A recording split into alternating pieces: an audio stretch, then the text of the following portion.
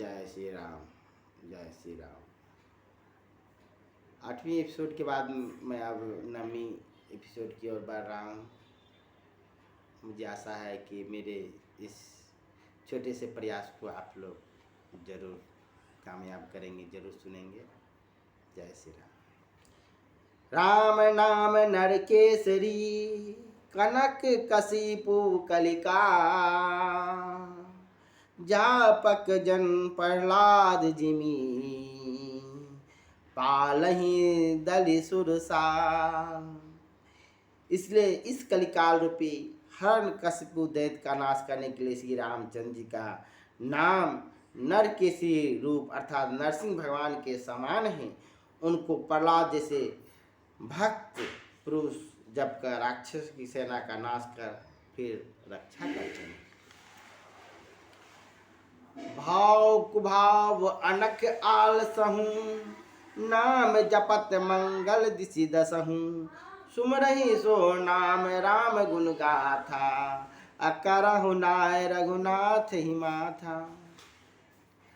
अतः प्रभु का नाम चाहे भाव से, चाहे कुभाव से, चाहे आलस से और चाहे ईर्ष्या से क्यों ना लें, किंतु नाम का जप 10 दिशाओं में मंगल स्वरूप ही है। सो मैं उसी नाम का स्मरण कर कर श्री राम को सिर झुकाकर श्री रामचंद्र जी के गुणों की गाथा अर्थात कथा का वर्णन करता हूँ। जय श्री राम। मोरि सुधारहि सो सब भांति, अजासु कृपा नहीं कृपा घाती। राम सुस्वामी कुसेवक मोसे, निज दिशि देख दया निधि पोसे।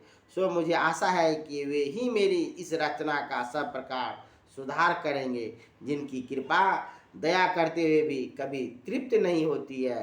परंतु इसमें यह एक चिंता है कि श्री रामचंद्र जी तो मेरे बड़े सुंदर स्वामी हैं और मैं उनका बड़ा बुरा सेवक हूँ, इससे निर्वाह कैसे हो। फिर भी दयानिधि भगवान ने अपनी और निराकार अर्थात अपने शिष्टा के कारण मेरी रक्षा ही की है। लोकहु वेद सुसाहिब रीति, अब नहीं सुनत पहचानत प्रीति। धनी गरीब ग्राम नरसा नागर, पंडित मूढ़ मलिन उजागर। क्योंकि लोक और वेदों में अच्छे स्वामी का यह नियम होता है कि वे विनय को सुनकर प्रीति को पहचान लेते हैं।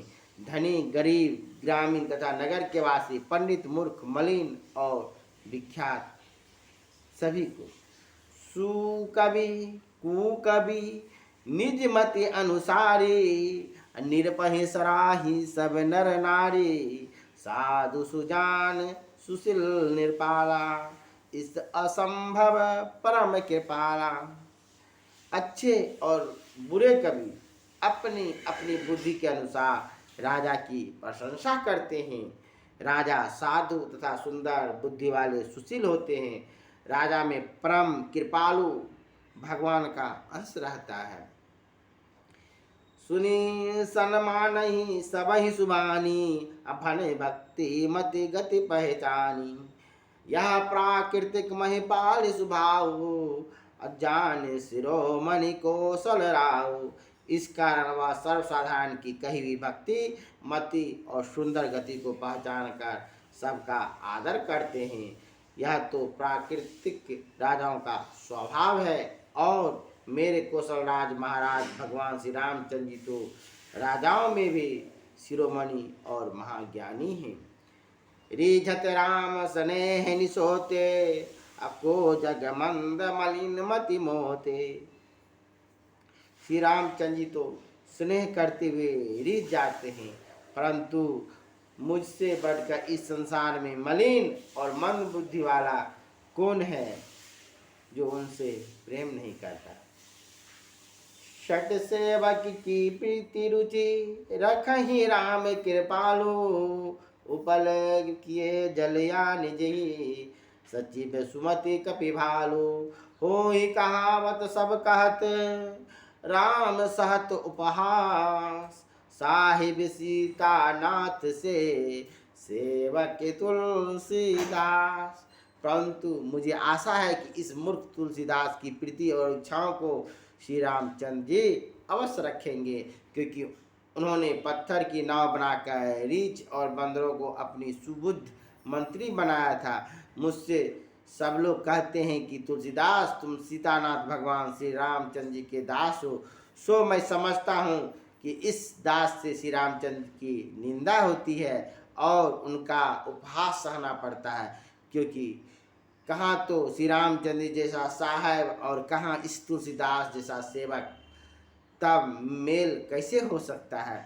अति बड़ी मोरे ढिठाई खोरी, असुनी अघे नर कहूँ ना किस कोरी। समुझसी सहमी मोही अपडर अपने, सो सुधि राम किन नहीं सपने। जब मुझ में इतना दोष है कि मैं बार बार ढिठाई ही करता हूँ, जिससे सुनकर नरक भी नाक सिकोड़ने लगता है, जिससे नरक भी घृणा करता है, जिसे कभी एकांत में मैं बैठकर सोचता हूँ समझता हूँ तो मुझे अपनी करनी का मुझे अपने ही आप भय लगता है। तो उस श्री रामचंद्र जी स्वप्न भी ख्याल नहीं किया। सुनी अब लो कहीं सुचित चित्त चाही, अब भक्ति मोरी मति स्वामी सराही। कहत नसाई हो यतिनी के, अरि छत राम जान जन जी के। क्योंकि यदि ख्याल किए होते अथवा देख और सुनकर स्थिर चित्त से कहीं विचार कर दिए होते तो मेरी कहीं भी गुजर नहीं होती, लेकिन स्वामी श्री रामचंद्र जी ने तो मेरी मति और भक्ति की प्रशंसा ही की है। यह बात अथवा यह प्रेम कहने योग्य नहीं है, क्योंकि अच्छी बात कहने सुनने से नष्ट हो जाती है। हाँ, यह निश्चित सिद्धांत है कि श्री रामचंद्र जी अपने भक्त के हृदय की बात को जानकर रीझते हैं। कहने का भाव यह है कि धार्मिक प्रार्थना के होते ही भगवान उसे झट सुन लेते हैं। रहत न प्रभु चित चूकी किए की, अकरत श्रुति सत बार हिए की। जही अग बधहूँ व्याध जिमि बाली, अब फिर सुकंठ सोई किन्ने कुचाली। उन प्रभु के चित्त में भक्त की उस चूक का कोई ख्याल नहीं रहता जो कदाचित हो जाया करती है। वह 100 बार उसके धार्मिक विचार की ख्याल करते हैं, नहीं तो जिस पाप के कारण उन्होंने एक व्याध के समान बाली को मार डाला और वहीं कुचाल भी सुग्रीव नहीं की। सोई करतूती विभीषण केरी, असपनहु सो नाराम हिये हेरी। ते भरत ही भेटत सन्माने, अराज सभा रघुवीर बखाने। का वही करतूत विभीषण ने की थी जिसने मंदोदरी को रख लिया था, किंतु दयालु भगवान श्री रामचंद्र ने स्वप्न में भी उसकी खोज अपने हृदय में नहीं की, किंतु भरत जी से भेंट करते हुए समय राजा सभा में श्री रामचंद्र जी उसका बखान ही किया। प्रभु तरुतर कपिडार पर, ते किए आप समान। तुलसी कहो न राम से, साहिब सील निधान। राम निकाय रावरी, है सबही को नी। जो यह साची है सदा, तो नी को तुलसी की। एह विधि निज गुण दोष कही, सबही बहुरी सुरनाय। वर्णो रघुवर बिसद जस, सुनहि कलि कलुष नसाय। श्री तुलसीदास जी कहते हैं, यदि वे प्रभु ऐसा ना होते तो क्या स्वयं वे तो वृक्ष के नीचे रहते हैं और उन बंदरों को जो कि हर समय वृक्षों की डालों पर चढ़े रहते हैं उनको अपने समान बनाते हैं।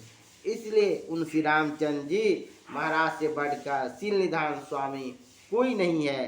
सो हे श्री रामचंद्र जी महाराज, आपकी यह निकाय हर किसी के लिए अच्छी है, और यदि यह सर्वदा सत्य है तो मुझ तुलसीदास के लिए भी अच्छी होगी। इस प्रकार अपने गुण और दोष का वर्णन कर और फिर सबको सिर झुकाकर मैं श्री रामचंद्र जी के उस निर्मल यश का वर्णन करता हूँ, जिसको सुनने से कलयुग में पापों का सर्वथा नाश ही हो जाएगा। याज्ञवल्क्य जो कथा सुहाई, अब भरद्वाज मुनिवर ही सुनाई। कहियो सोई संवाद बखानी, असुनहु सकल सज्जन सुख मानी।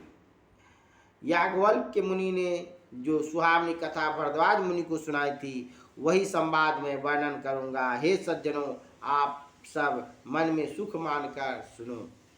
शंभु किन्नी यह चरित्र सुहावा, अब बहुरी कृपा करी उमहि सुनावा।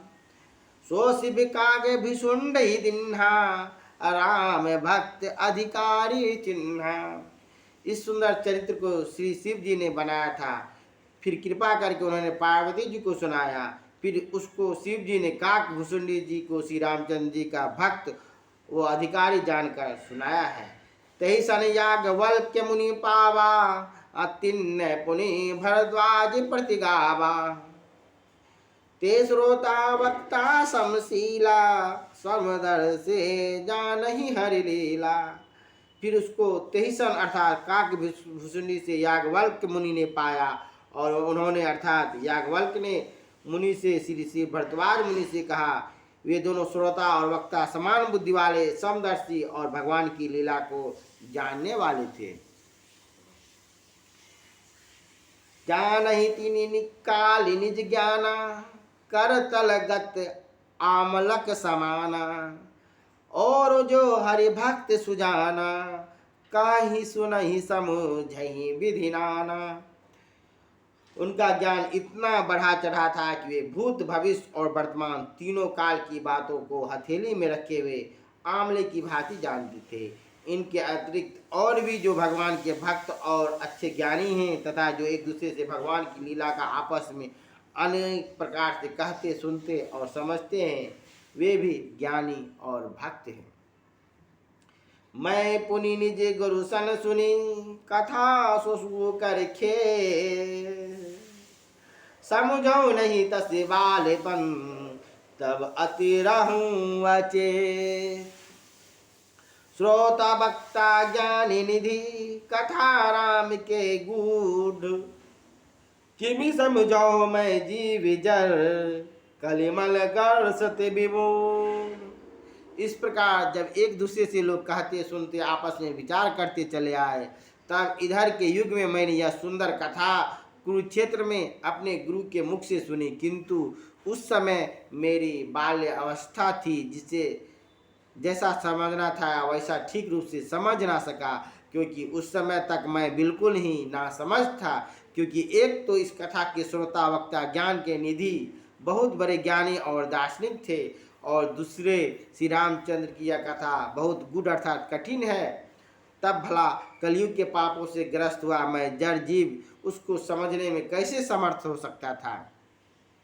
तद्यपि कई गुरु बारहि बारा, समझहि परि कछुमति अनुसारा। भाषावध करब मैं सोई, अमोरे मन प्रबोध जहि होई। तो श्री गुरुदेव जी ने मेरे समझने के लिए इस कथा को बार बार कहते थे। तब जैसी कुछ मेरी बुद्धि रही उसके अनुसार जो कुछ समझा पाया समझा, तब उसी को मैं भाषा वध करके ऐसे लिख रहा हूँ जिसे मेरे मन को अच्छा ज्ञान हो जावे। जस कछु बुद्धि विवेक बल मोरे, तस कहूँ ये हरि के पे प्रेरे। निज संदेह मोह भ्रम हरणी,